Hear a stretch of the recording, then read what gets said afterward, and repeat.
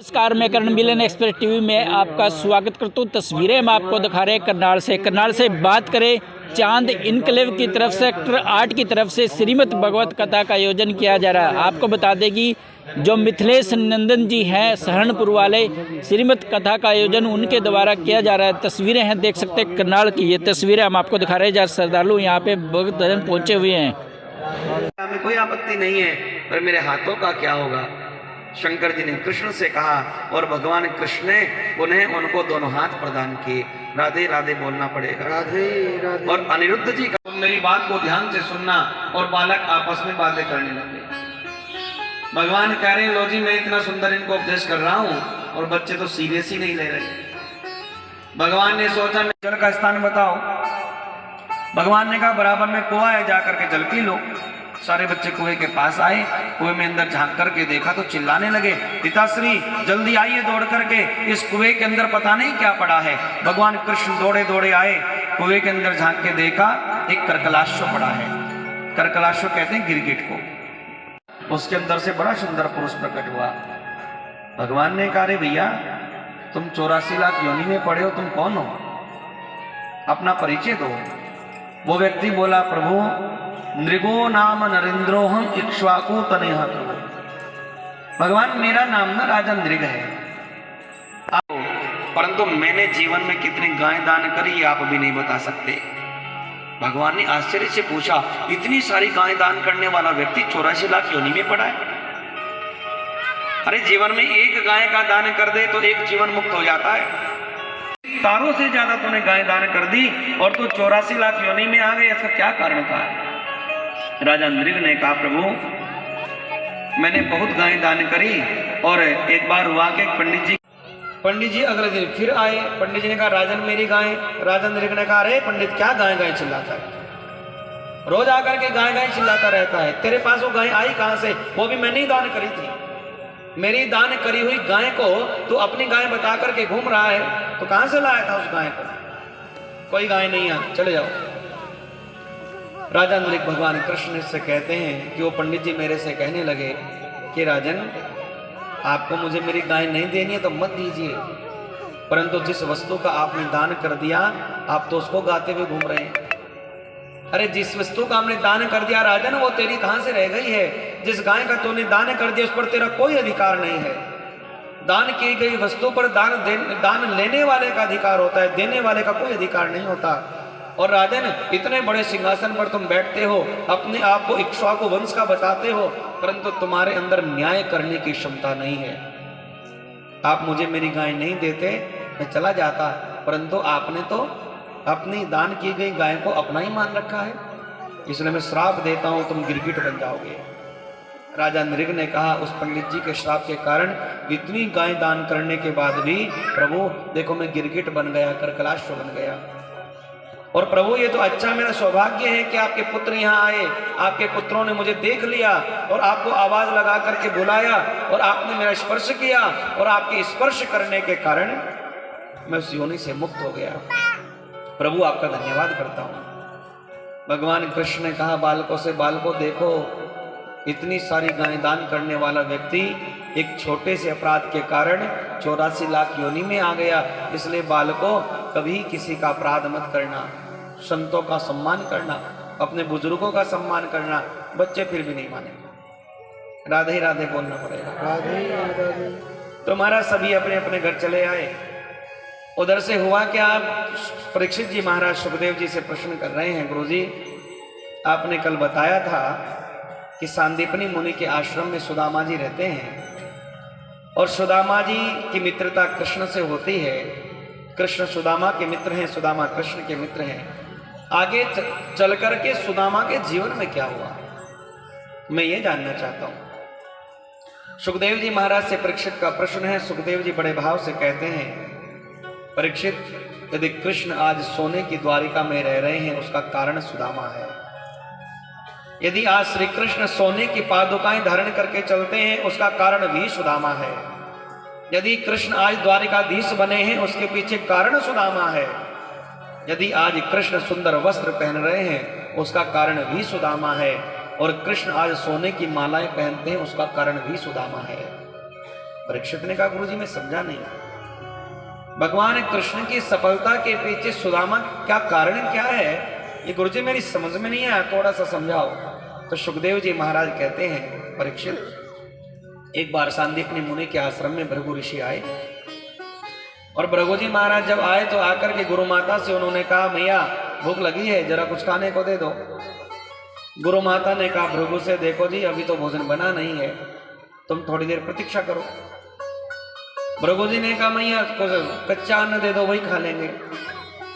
तो भी मना कर दिया गुरु माता ने, अभी कच्चा अन्न भी ऐसा हमारे पास कुछ नहीं है जो आपको खाने को दे दिया जाए, आप थोड़ी प्रतीक्षा करो महाराज, बच्चों के लिए भोजन बनेगा तो आपको भी भोजन करा देंगे।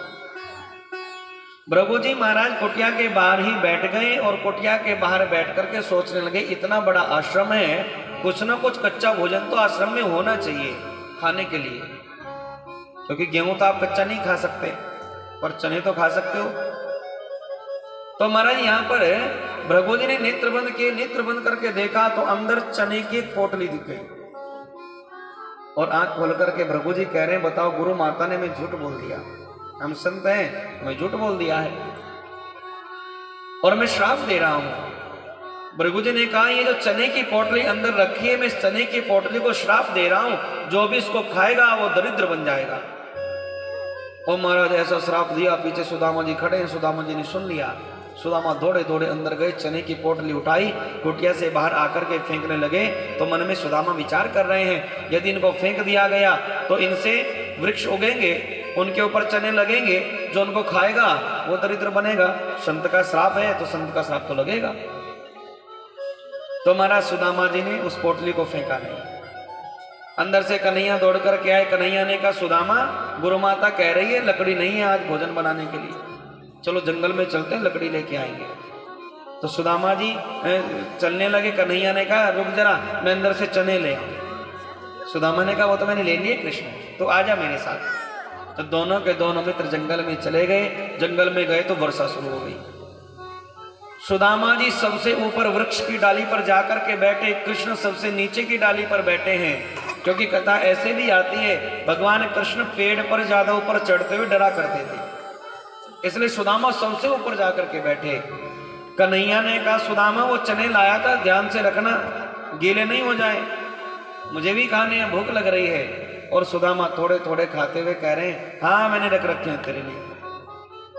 कन्हैया कह रहे हैं मेरे लिए भी बचा के रखना। सुदामा कह रहे हैं हाँ बचा देंगे कोई बात नहीं। सुदामा जब वर्षा बंद हो गई, सुदामा ऊपर से नीचे उतरे। कृष्ण ने कहा मेरे चने कहाँ हैं? सुदामा ने कहा भैया नीचे उतरते हुए गिर गए, वो तो बेकार हो गए, खराब हो गए। कन्हैया ने कहा चल कोई बात नहीं। इसलिए सुदामा जी के विषय में सुखदेव जी महाराज कह रहे हैं परीक्षित को, परीक्षित यदि कृष्ण के पैरों में सोने की पादुकाएं हैं तो कारण सुदामा है, यदि घर में किसी प्रकार की कोई कमी तो नहीं है।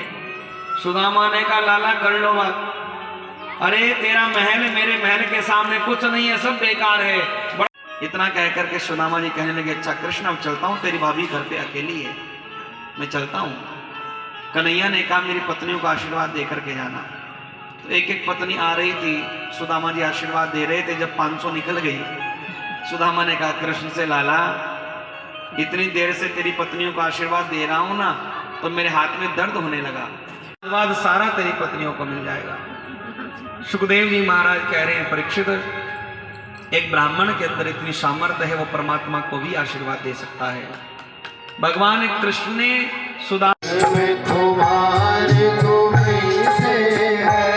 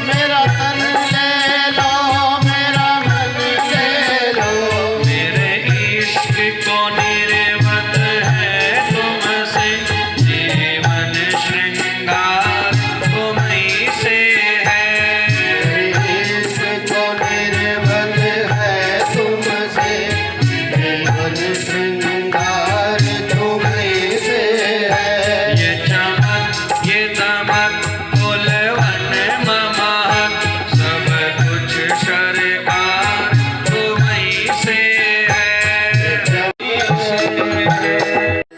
तुम्हारा यहाँ पर सुदामा जी ने कहा, तो यहाँ पर सुदामा जी का चरित्र पूर्ण होता है। परीक्षित जी महाराज कहते हैं सुखदेव जी से, गुरुदेव वो जरासंध का मुकुट था, गुरुदेव ये जरासंध का मुकुट हमारी नगरी में कैसे पहुंचा? तो सुखदेव जी वर्णन करते हैं कि एक बार पांडवों ने यज्ञ किया था और भगवान कृष्ण को उसमें आमंत्रित किया गया। भीम दादा और अर्जुन हस्तिनापुर से कृष्ण को लेने द्वारिका आए कि देखो हमें जरासंध के यहाँ चलना है, लेकिन ब्राह्मण बन के चलेंगे, ब्राह्मण बन के चलेंगे, अब क्षत्रिय बन के नहीं जाएंगे। जरासंध ने खूब इनका सम्मान किया। जरासंध ने कहा, ब्राह्मणों मांगो, क्या मांगना चाहते हो? भगवान कृष्ण ने कहा, देखो जरासंध हमें तुम में विश्वास नहीं है। भाव से कहा कि युद्धम नो हि राजेंद्र यदि मन्यसे युद्धार्थिनो वयं प्राप्ता राजन्यानान्यकांक्षिण। भगवान ने कहा, हम भिक्षा मांगने वाले ब्राह्मण नहीं हैं, हम तो युद्ध चाहने वाले क्षत्रिय हैं। जरासंध आपने हमें भिक्षा देने का वचन। स्थान पर खड़े होकर के बड़े सुंदर भाव से आज विश्राम। हम हो गए राधा रानी के, हम बुझाओ का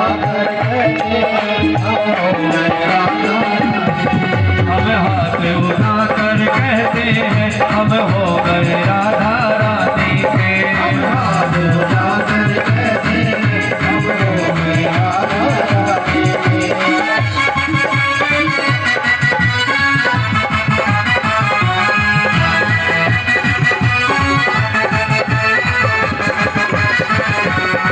रानी के। सरकार की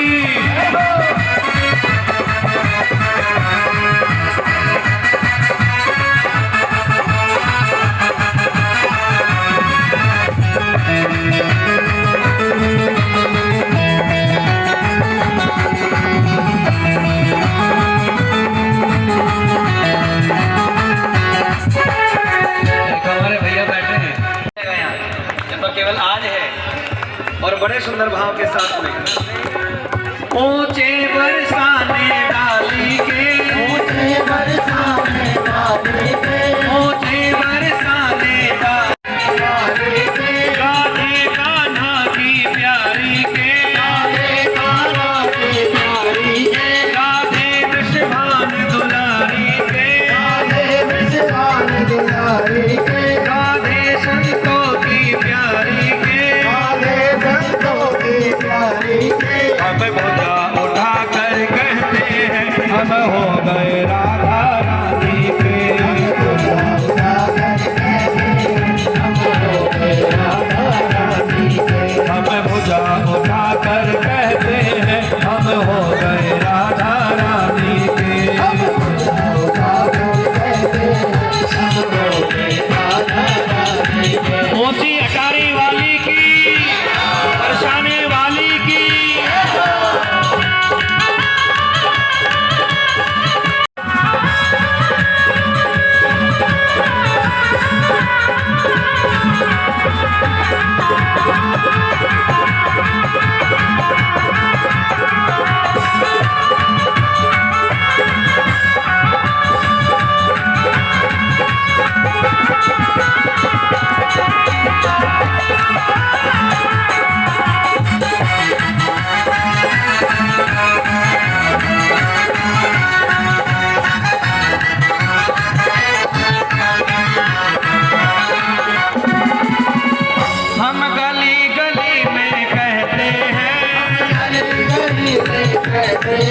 हम डगर डगर में कहते हैं, डगर डगर में कहते हैं, हम गली गली में कहते हैं, हम गली गली में कहते हैं, हम डगर डगर में कहते हैं, हम डगर डगर में कहते हैं, हम डगर डगर में कहते हैं, हम हो गए राधा रानी के, हम डगर डगर में कहते हैं, हम हो गए राधा रानी। हम हाथ उठा कर कहते हैं हम हो गए राधा रानी के। हम हाथ उठा कर कहते हैं हम हो गए राधा रानी। राधा रानी सरकार की।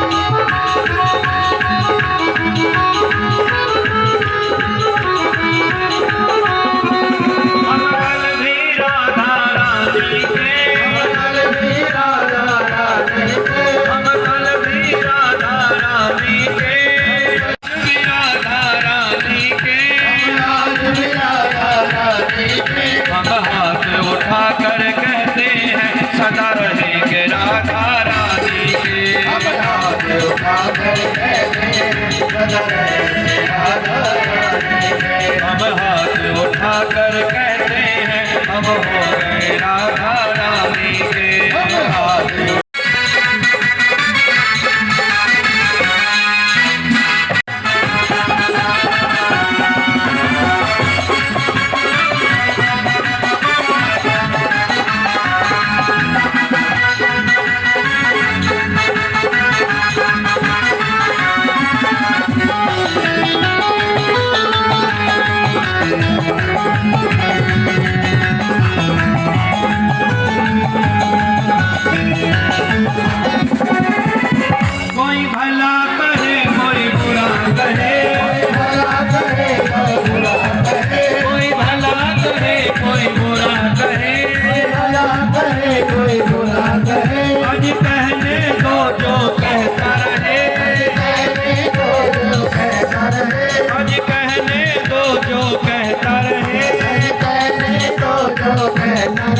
हम नाच नाच के कहते हैं हम हो गए राधा रानी के। हम नाच नाच के कहते हैं हम हो गए राधा रानी के। हम नाच नाच के कहते हैं हम हो गए राधा रानी के। हम नाच नाच कर कहते हैं हम हो गए राधा रानी के। हम हो गए राधा रानी के।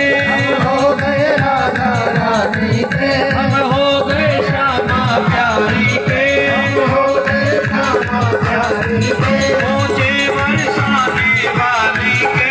ऊंची बरसाने वाली के। हम भुजा उठा कर कहते हैं हम हो गए राधा रानी के। भुजा उठा कर कहते हैं हम हो गए राधा रानी के। हम भुजा उठा कर कहते हैं हम हो गए राधा रानी के। हम